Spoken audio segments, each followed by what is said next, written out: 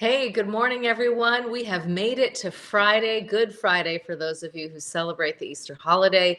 Welcome to the COVID-19 Care Conversation. Aloha, Ryan. Good morning. I'm Yenji Denise. Good morning. Good morning to everyone watching. It's so funny. I actually did not even realize it's Friday. It's become one of those things now where you don't even know what day of the week it is. But happy Aloha Friday. Happy Good Friday to everyone. We want to thank you for tuning in here to the COVID-19 Care Conversation here on this platform of the Honolulu Star Advertiser as we continue on this discussion and continue to keep all of you engaged and informed with those people who are in power as well as those people providing resources, everything surrounding this COVID-19 pandemic and how it's affecting all of us right here in Hawaii. Yeah, and we are so lucky. State Representative Della Au Belatti is joining us in a few minutes. She's going to give us a little bit more information on the state response, what lawmakers are doing and what they can do in the days and weeks ahead as we, battle this pandemic, and then what are the next steps when it comes to our economy. We know so many of you are concerned about this.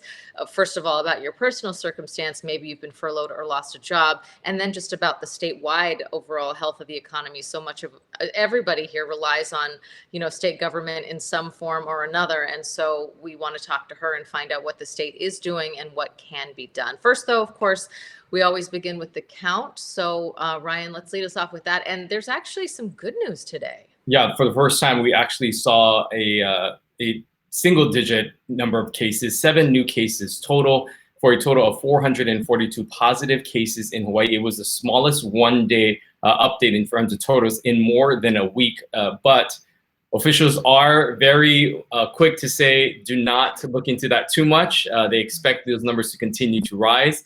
They want people to continue to remain vigilant, remain at home. And in fact, new efforts are going to be going underway on multiple islands this week to ensure that people actually do stay home.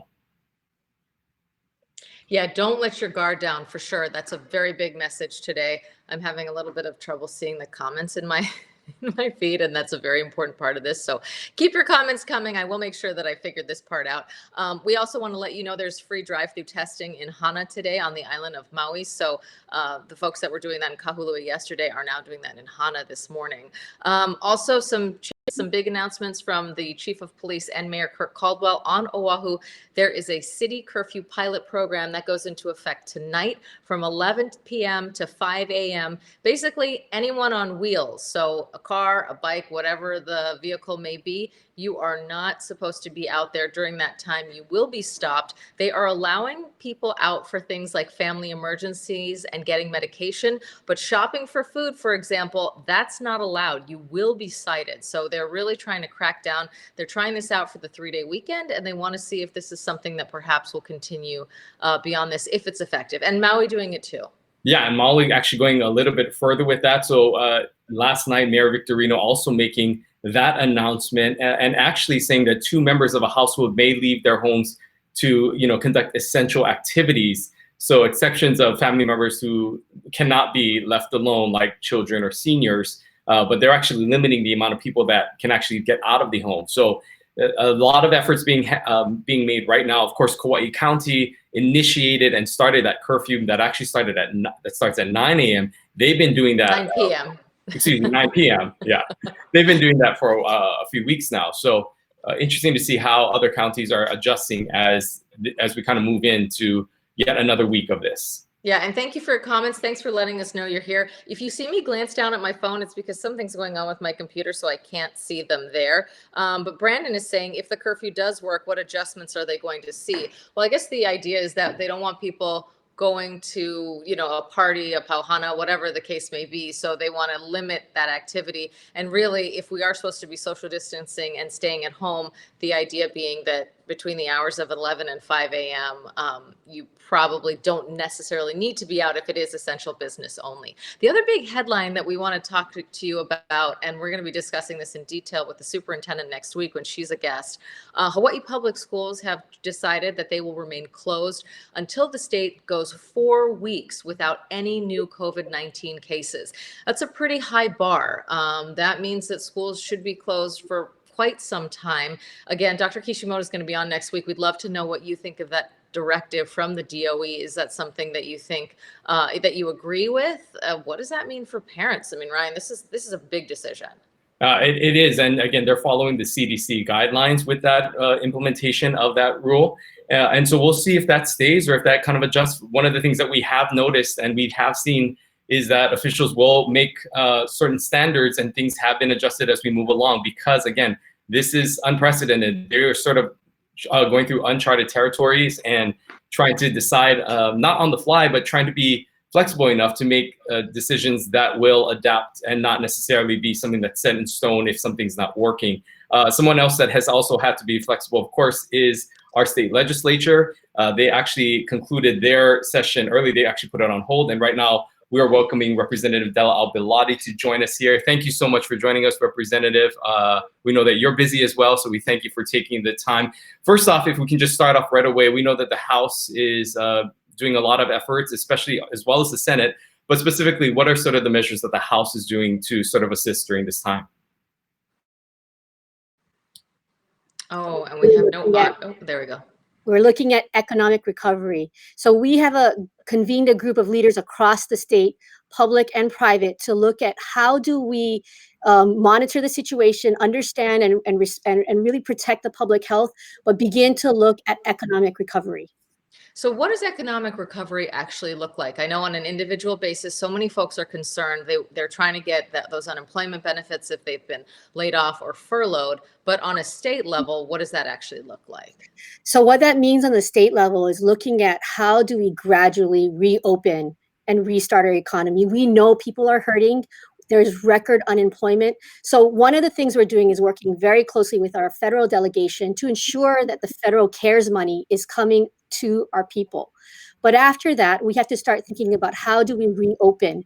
We know that there may be surges in cases, so we have to understand how do we test, how do we contact trace, how do we isolate. Once that's under control, then the question is how do we reopen gradually our local economy and then our larger economy. So there's a lot of very strategic and focused decisions we have to make. It was interesting. We had the mayor on yesterday, and he was talking about that kind of phased reopening, that it's not the kind of thing where they just lift the order and everyone goes back to work. And there are different models for this, regarding testing, maybe antibody testing. What do you see as something realistic for us, given that we're in such a unique circumstance because we rely on the visitor industry? We want all these folks to come back. So I think it's going to be a gradual reopening, and we have some really good economists on our select committee that are helping us think through this approach. We have to reopen our local economy first. And just as you mentioned, what the DOE has done and as following CDC guidelines, we have to understand and see a sustained reduction in the number of positive cases. So it's too early to tell that, although we have a reduction single digits, that's really good. We have to really make sure that we have control in place and that we're mitigating any spread. I think what that means for us moving forward is a gradual reopening, as I said before. And we have to look at, this is also an opportunity to look at what those industries are that are going to help us in recovery. So healthcare workforce redevelopment is going to be huge. We have a lot of unemployed hotel workers right now. Can they be shifted into the healthcare workforce in the many, many jobs that we have in cafeteria work, janitorial services that we have in healthcare? We know that the agricultural sector is suffering. So how do we support local farmers? There's an amazing thing going on right now with manufacturing. We have small groups, teams that are creating ventilators. We have this tremendous opportunity. Of course, we're going to have to look at how do we reopen tourism, and that will come gradually when we have the testing abilities in place, the contact testing, as well as the ability to isolate and monitor. What is that? Oh, sorry, go ahead, Ryan. I just want to get into some question that came in here because we are seeing, excuse me, the impact that this is having specifically on people already just because they've been out of job. Tina's asking about what can the state maybe help with rent and mortgage abatement? They're getting inquiries from laid off workers who now can't afford rent. We know that there are some lags with the unemployment as well. So there's some people there that have already applied. But is there anything the state can do about mortgage and rent payments that people may be struggling to make at this time? Well, I think the rent and mortgage issues are now being resolved in part because the courts are not going to have any evictions. I think if we were to come into session, it would not be a full session like we've had in the past. We've learned that we only we could come in and technically just come in and sine die very quickly.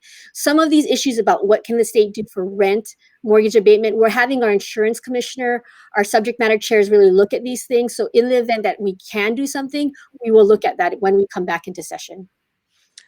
You mentioned this briefly, but Sherry has a question. Sherry Nishijima says, what is being done to support local farmers and food production at this time? I think there's a lot of conversations with the governor's office. Every industry is coming in and asking the governor what can he do under his emergency proclamations. But there's also what we can do as a community. So you see individual legislators working with the Hawaii Farm Bureau to make sure that their farm to go initiative comes out to the windward side, goes out to all the islands.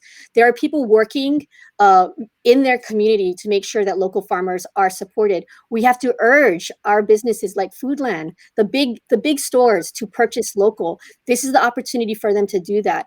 There's a lot of things happening, and so those are just some of the things that we can do.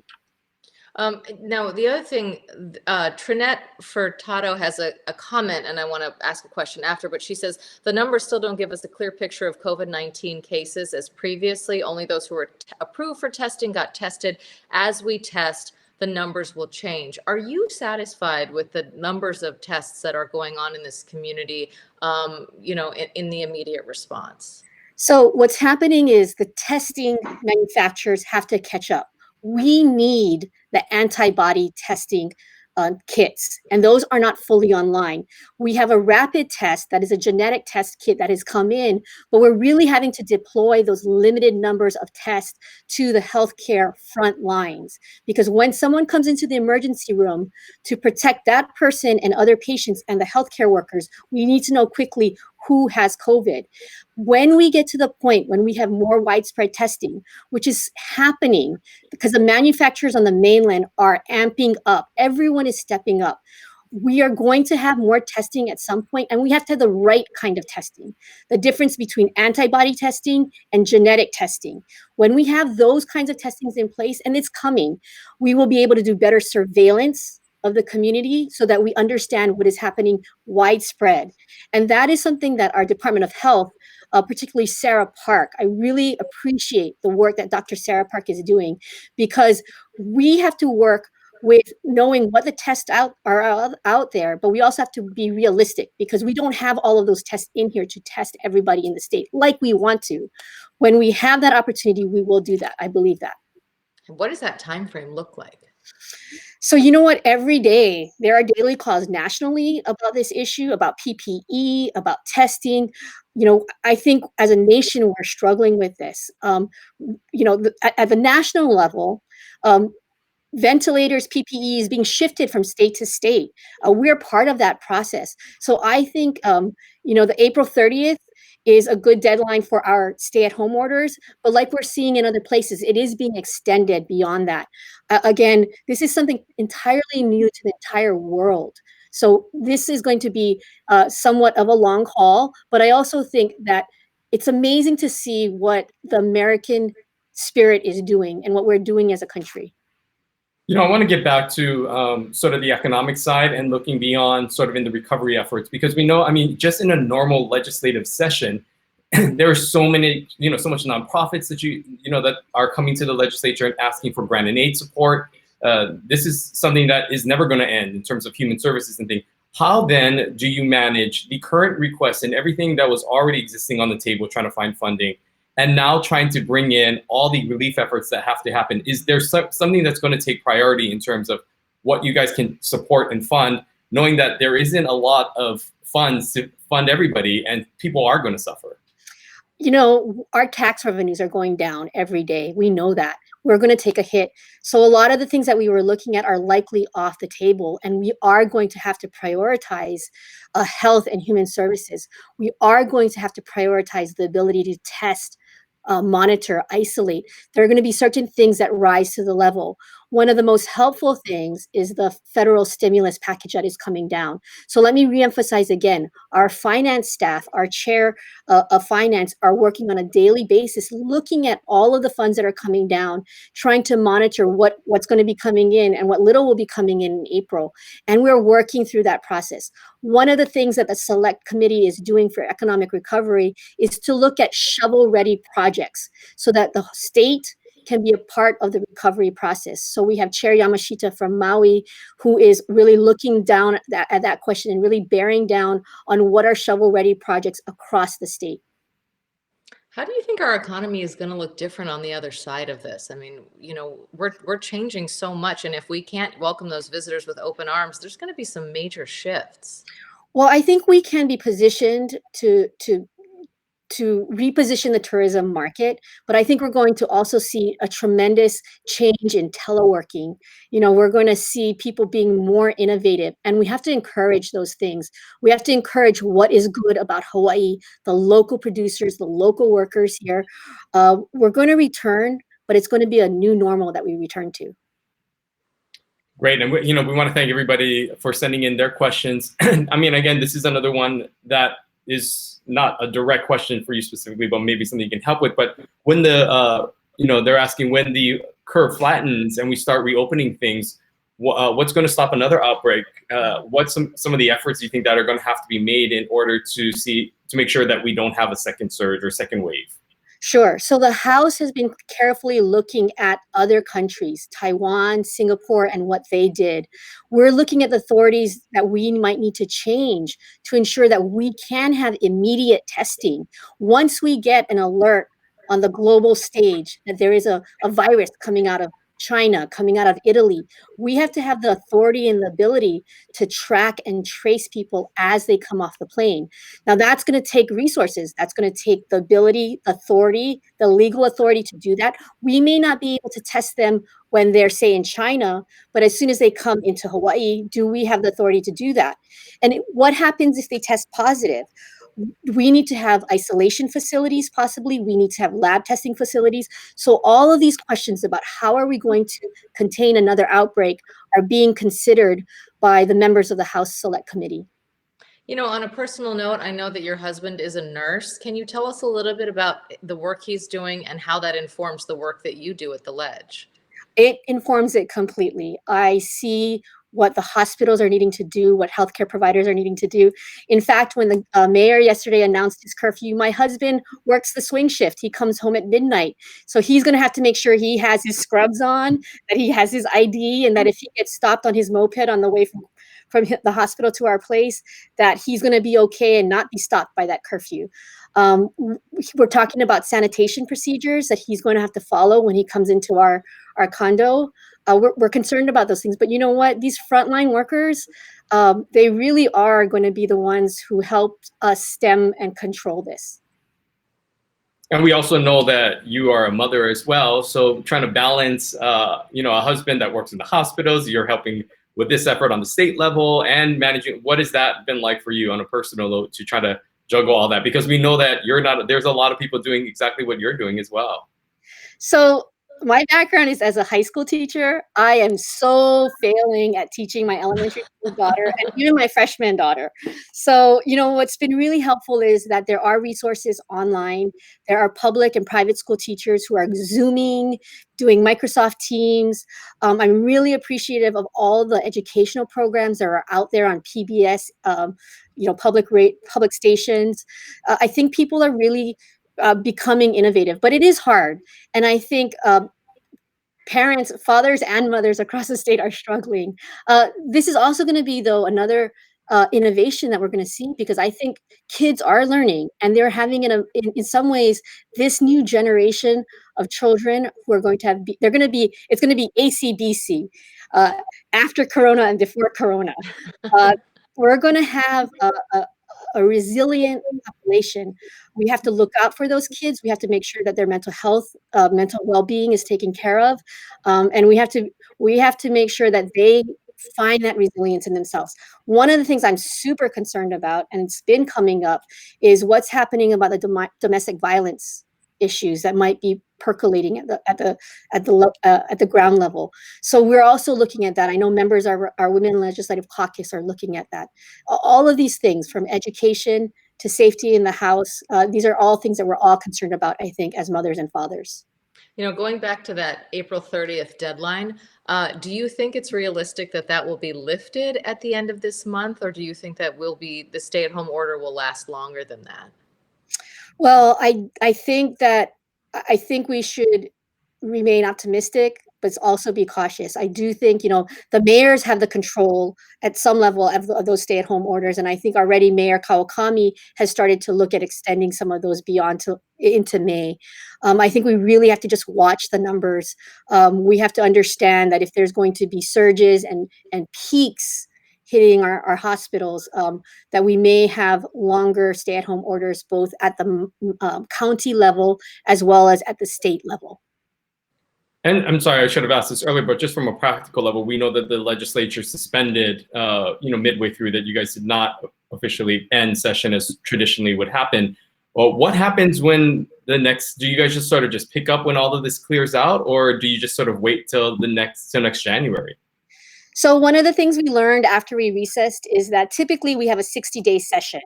And we thought we always had to have a 60-day session, but we've learned we could actually come back in, do a little bit of work, and quickly recess. Again, like I said, we passed the biennial budget, so actually state government is funded through the next fiscal year. And the governor has lots of authority, but we might need to still do a number of things. And so we're monitoring that very carefully. The way that we will be called back into session will be through House Speaker Scott Saiki and Senate President Ron Kochi. That will be coordinated between both houses. We're going to have to look at new ways in which the legislature may have to do business. If I can comment just a little bit, we have had our very first caucuses and committee meetings all by remote access. Much like what we're doing, people are Zooming, people are doing Microsoft Teams, they're doing Facebook Live. There's just a lot that's also happening and changing within the legislature as well. Okay, well, I know that you're very busy, and so we want to let you go, but just, one final thought I know a lot of people are frustrated. They feel like, they feel stuck at home, and that this is sort of endless, and they want dates and timelines, and when am I getting money? Like, what would you say to folks about, how to sort of stay the course and why that's so important? I want to reassure folks that government is really working as hard as it can, and that we're watching those dates, we're watching the numbers especially, because I think at the end of the day, it's about health and well-being. The physical health of the community is going to have to come first. We're watching that. And these kinds of conversations that we're having, the daily press conferences that the mayors and the governor is having, the way that you can connect with folks on Facebook, on the internet, that's how you can stay connected. And that's really, this kind of information sharing is so important. And we have good people working really hard to make sure that our health and our economy are going to recover.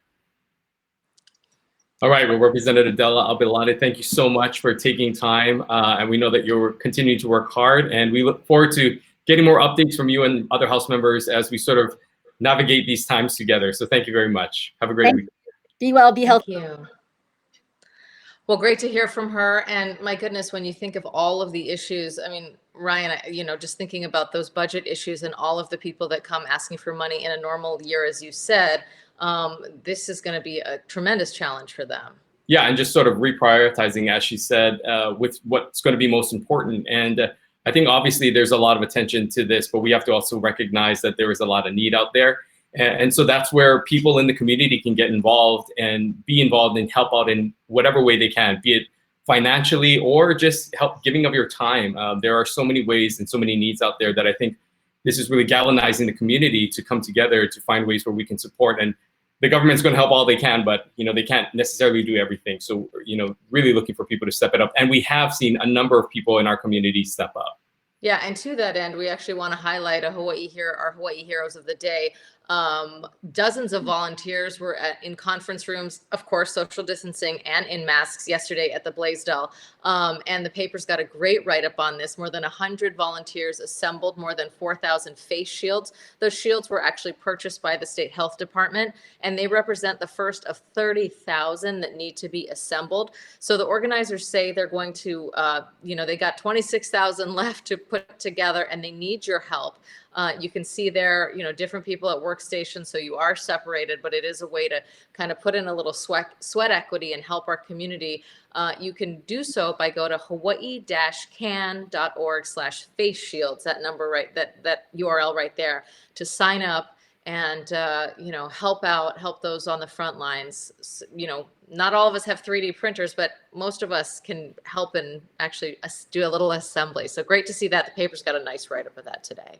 Yeah, we're seeing a lot of those efforts being made, and a lot of those efforts being made, of course, with those other masks, as we continue to see not only those shields, but more and more people wearing masks out in the community. And Foodland, actually, another big headline that happened yesterday, beginning, I believe on Monday, they're going to actually be requiring everyone that enters their stores and their markets to actually have a mask on. And one of the things that we've seen in multiple industries is that when one sort of entity starts something, a lot of people follow suit. So it'll be interesting to see if other markets, if other chains start asking their customers or making it mandatory for their customers to wear masks when entering. And so Foodland actually taking that stance, and we'll see how that goes as people continue to evolve and make new policy changes.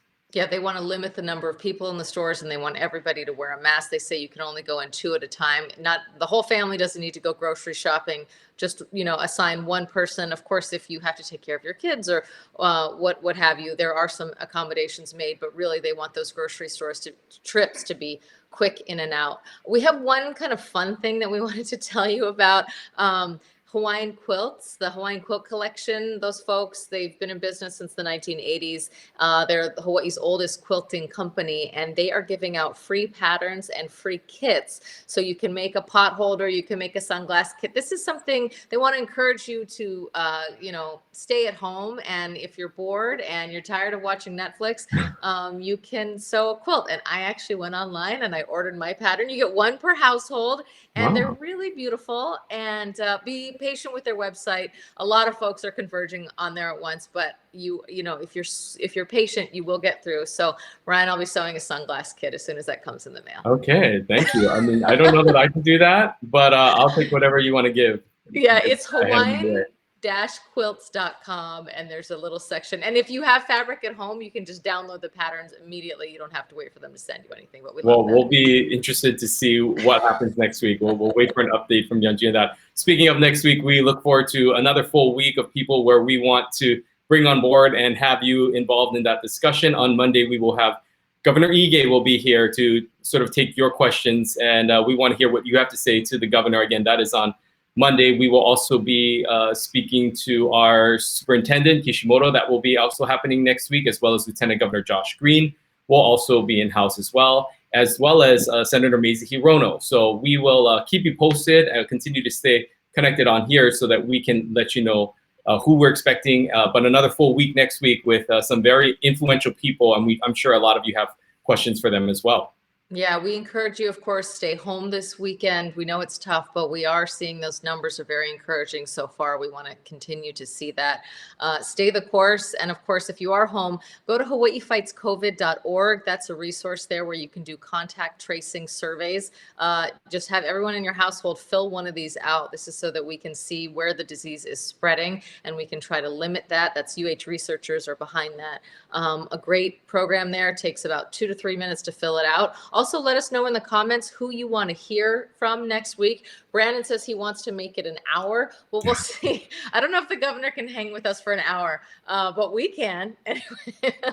But we love seeing you. We love the comments. We love to hear what you like. And tell us, this is your program. This is your community. It's your forum. The Hawaii Executive Collaborative has given us the resources to make this available, thanks to them and the Honolulu Star Advertiser. Of course, HEC a collaborative of business and civic leaders coming together to make Hawaii a better place. And they really want you to use this to connect with each other's, share resources, and really kind of just encourage us as we go through this pretty tough time. Yeah, and we want to also let you know that a lot of the videos that we've already done are actually posted online. So I know that there's still a lot of questions about unemployment that have continued to come through, some questions that we've already addressed in other shows where we've talked to leaders. So encourage you to go on back to look at some of the shows, because some of the questions that are coming in have actually been answered by some of our officials in our earlier shows. So encourage you to go back and look at that. We will also hear from Scott Murakami from the Department of Labor, again, not next week, but the following week. And he'll actually try to do it as a weekly thing, because he recognizes that there's a lot of questions on the unemployment side. So we're going to be looking forward to having him back as well. But for those of you, for those unemployment questions that I see continue to come up, make sure you head on back to our episode from earlier this week, where we you can get some, hopefully get some of those answers. But until next week, and next week Monday, when we will be with Governor Ige, we want to wish you all a happy Easter, and make sure to continue to stay in, stay home, and take care of yourselves. Aloha. Aloha.